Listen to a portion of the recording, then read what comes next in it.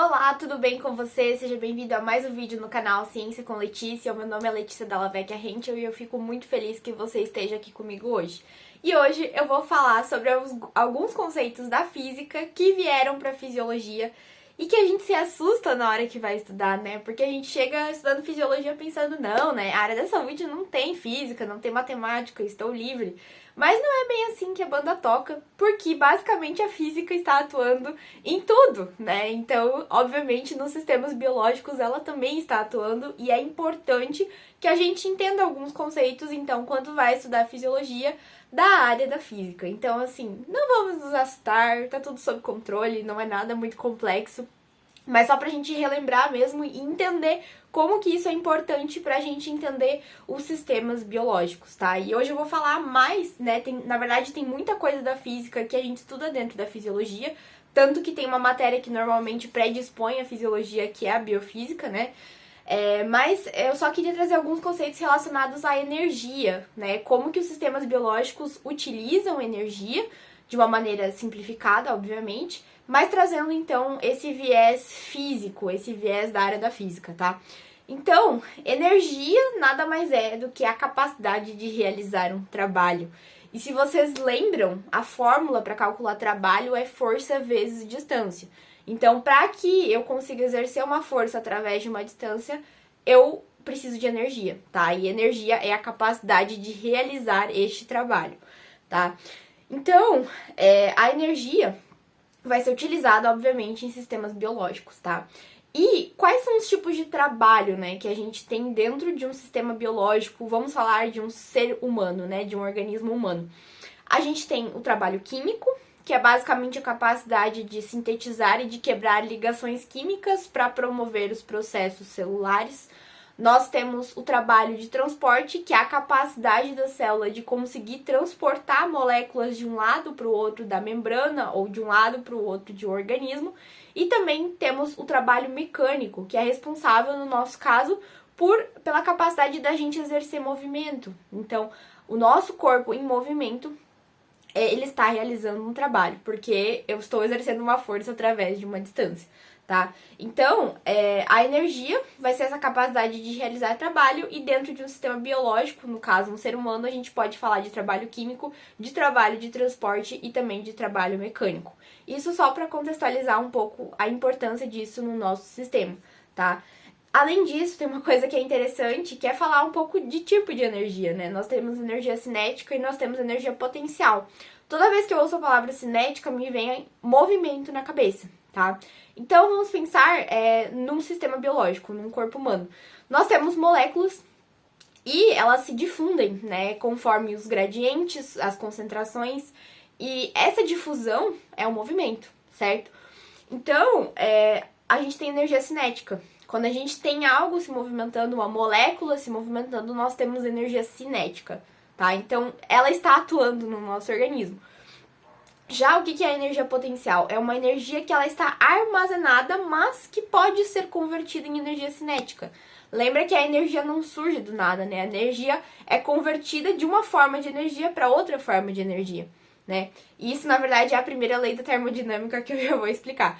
Mas, falando ainda de energia potencial, por exemplo, se eu tenho uma membrana biológica e eu tenho uma concentração de glicose mais alta no lado externo e menor no lado interno, a tendência da glicose é sair do meio mais concentrado para o menos concentrado.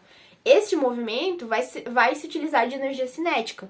No entanto, quando a molécula de glicose está paradinha do lado de fora, apostos, né, na posição para entrar em movimento, ali ela está armazenando uma energia potencial.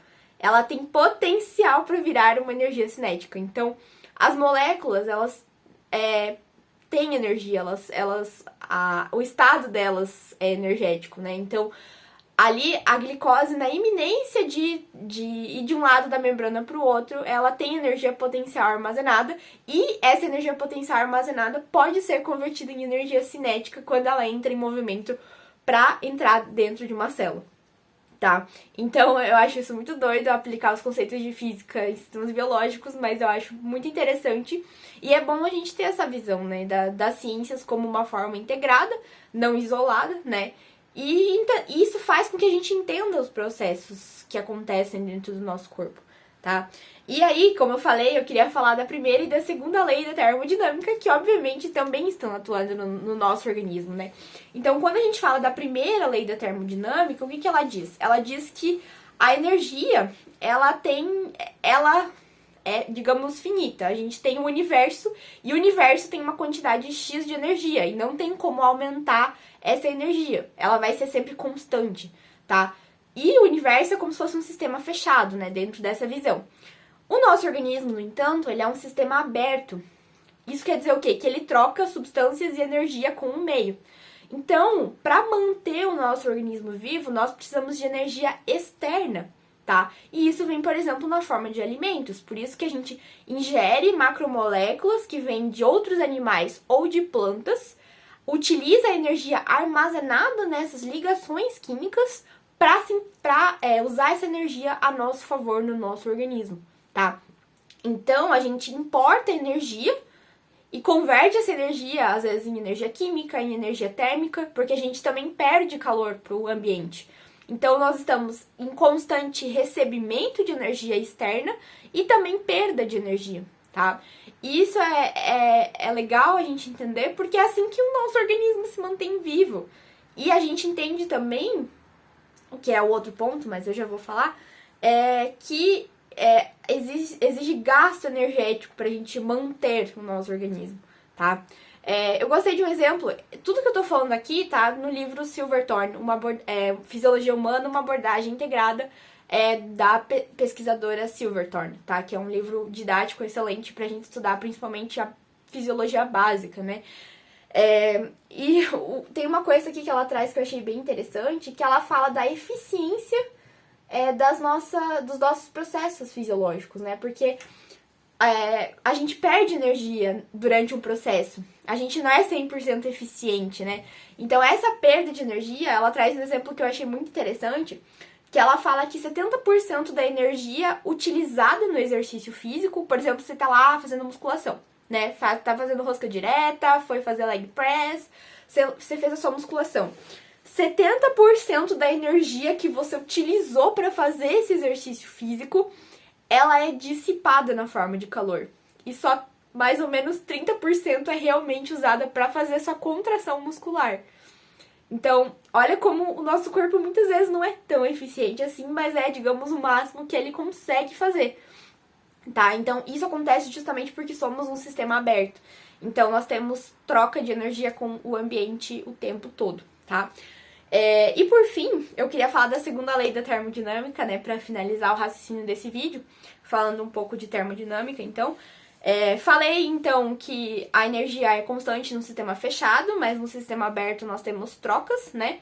E agora, falando da segunda lei da termodinâmica, nós temos a existência de entropia, né? O mundo tende à entropia. O que é entropia? Entropia, quando eu ouço a palavra entropia, me vem bagunça na cabeça. A tendência é sempre as coisas ficarem bagunçadas, né?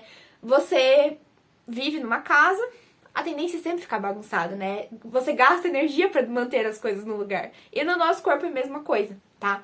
A gente gasta energia para manter o nosso corpo funcionando em uma organização. E pensa na nossa célula, gente. A nossa célula é um negócio muito organizado. Para aquilo funcionar, eu tenho que ter compartimento, né? Organelas. Eu preciso ter enzimas. Eu preciso ter as estruturas nos locais que elas precisam estar. Eu preciso ter moléculas dentro e fora da célula em diferentes concentrações. Tudo isso é uma organização. O nosso citoesqueleto tá todo planejado para manter a célula no lugar que ela tá. Então, assim, é tudo muito organizado. Uma célula, um organismo é muito organizado. Só que qual que é o problema disso? Para manter a organização, eu preciso gastar energia. Por quê? Porque tudo tende à entropia, ao aumento da bagunça. Se o natural é aumentar a bagunça, a entropia, eu gasto energia para ir contra isso, entendeu? Então, para manter a organização, eu preciso sempre estar gastando energia, tá?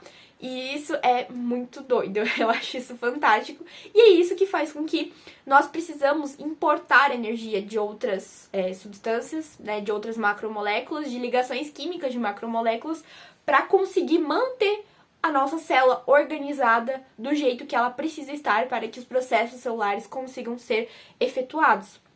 Tá?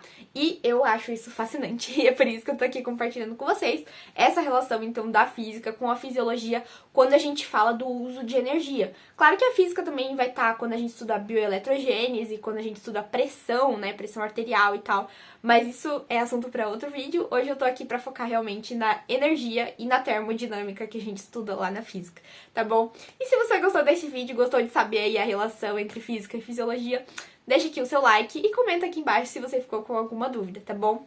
Muito obrigada, beijos e até a próxima!